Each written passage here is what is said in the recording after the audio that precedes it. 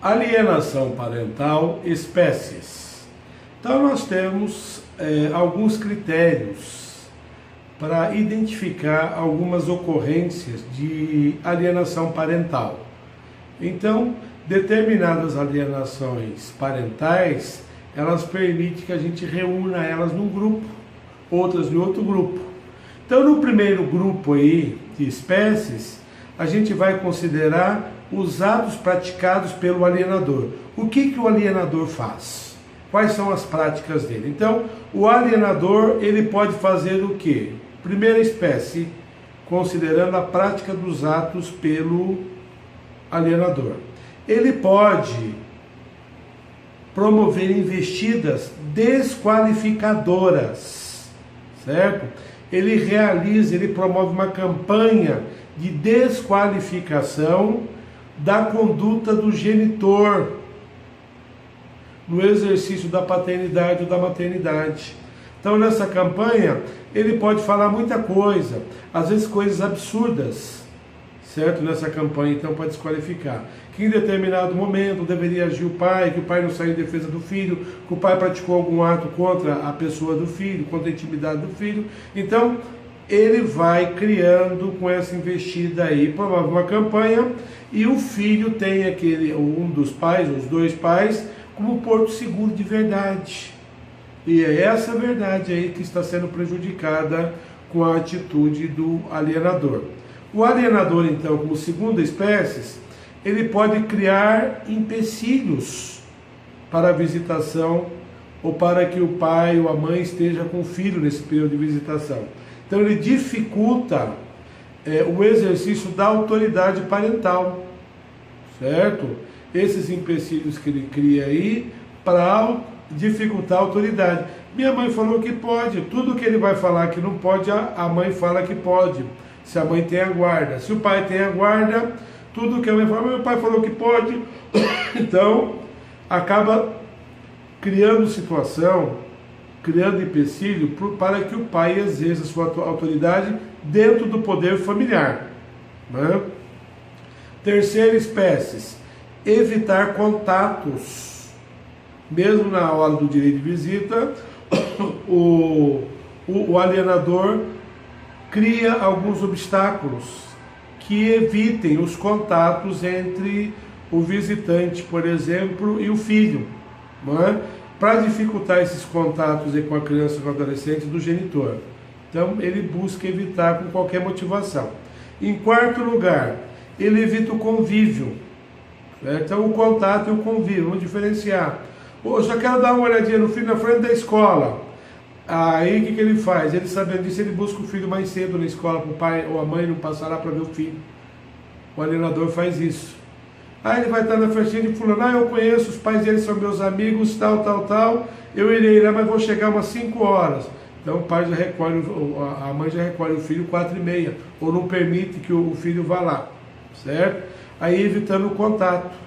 Para evitar o convívio, ele vai dificultar a regulamentação do direito de visita, impondo algumas condições, a presença dele algumas vezes que é absurda, a exigência, inventa fatos, para poder participar dessa visitação, sob alguns argumentos, às vezes condenáveis esses argumentos, certo? Para evitar o convívio. A omissão de informações, ele omite informações escolares, médicas, por exemplo, do pai, e o pai não tem conhecimento de nada que acontece ao filho, nem pode, às vezes até quer acompanhar, mas não conhece nada sobre a vida do filho, e o outro não possibilita esse acesso. Estava tratando por um pediatra, tal. Aí ele se liga lá na agenda, tudo está marcado assim para hoje. Ele vai lá, a criança não vai, certo? Porque a mãe já estava, na verdade, fazendo com outro médico. Ele foi informado errado. Na verdade, está com outro médico. Ela muda, altera só para dificultar essa visitação ou o contato do filho, omitindo informações, certo? É muito complicado isso daí. Às vezes essa omissão, às vezes se mudou para um lugar novo, nem o endereço não fornece, certo? A falsa denúncia.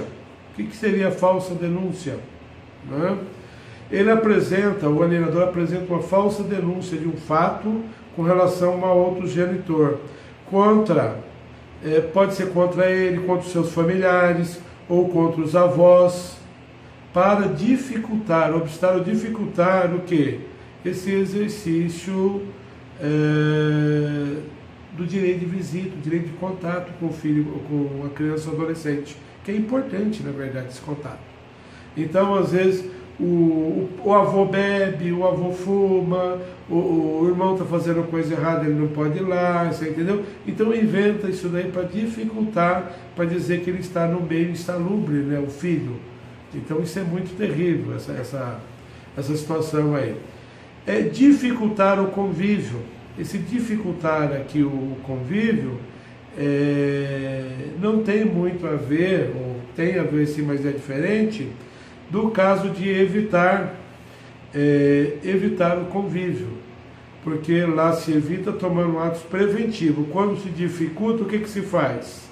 Ele promove atos físicos, sem justificativas, visando dificultar a convivência da criança ou adolescente com outro genitor, com seus familiares e até os avós. Certo? Então ele cria uma dificuldade. Você poderia trazer a criança para mim? Não posso, não dá. Poderia colocar no Uber? Não posso, não dá para fazer isso daí no táxi, não posso. Então ele dificulta esse relacionamento entre a criança, adolescente e o alienado. Né? Outro critério para classificar a alienação parental pode ser quem vai praticar o ato de alienação, ou chamado atuador na alienação, ou atuação de alienador. Quem será o alienador? Quem que atuará como alienador? Então a gente pode ser o próprio alienador atuando. Ele então faz o quê? Ele estabelece lá a forma que ele vai agir e ele executa, ele atua, ele omite, ele dificulta, certo? É ele que faz isso daí. Ele pode ter o quê? Uma duplicidade na alienação. Os atos são praticados pelo alienador e por outra pessoa. Então, tem dois aí, geralmente o pai, o avô, a avó, a mãe, a avó, avô, uma tia, por exemplo, também. Então, um parente e o genitor, eles... E a terceira situação, que a mentoria é do alienador. Quem pensa que é arquiteto é do alienador. Mas quem executa é terceiro, uma tia, uma prima, a avó, o avô, qualquer outra pessoa acaba executando, promovendo a atuação, que a gente fala. Então, a terceira pessoa pratica os atos de alienação aqui, sob o comando intelectual do alienador. O objetivo dessa classificação é compreender melhor os casos ocorrentes de alienação. Isso é muito importante. Como que você vai detectar a ocorrência se você não tem o quê? O formato dela. Então aqui nós temos um formato dessa alienação parental. Seja com relação ao executor, seja com relação à espécie de alienação. E a gente poderia também colocar aqui as espécies com relação aos estágios que ela atinge. Então, os estágios evolutivos da alienação parental. Estágio inicial, o alienador só articula os atos. Eles articula, ou o filho não assimila, ou está bem instruído e não assimila aquilo ali, ou o filho está no início, assimilando aquelas alienações parentais. Elas podem ser implantadas, que é um segundo momento. O filho já está, já assimilou todas elas, realmente entende que o alienado seria responsável por aquilo ali e está ainda não memorizando, mas avaliando os casos de alienação que foram passados para eles, né? Os casos que denigrem a imagem do outro cônjuge, por exemplo. E no terceiro estágio, o estágio instalado, ou seja, ele já assimilou, instalado e gerando efeitos com relação ao alienador. Então, ele já instalou, já sabe aquilo ali, e ele já começou a atuar sobre o alienador para tentar afastá-lo ou dificultar os contatos deles. É o próprio filho, o próprio adolescente, a criança que faz isso, certo? E o último estágio já implantado, já implantada a alienação parental, ou seja, já existe o afastamento entre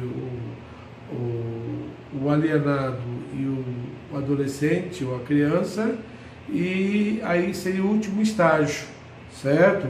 E aí a gente teria também como o estágio de retomar, ou um estágio para retomar a normalidade, quando começa a atuar psicólogo aí, para tentar desfazer a alienação parental.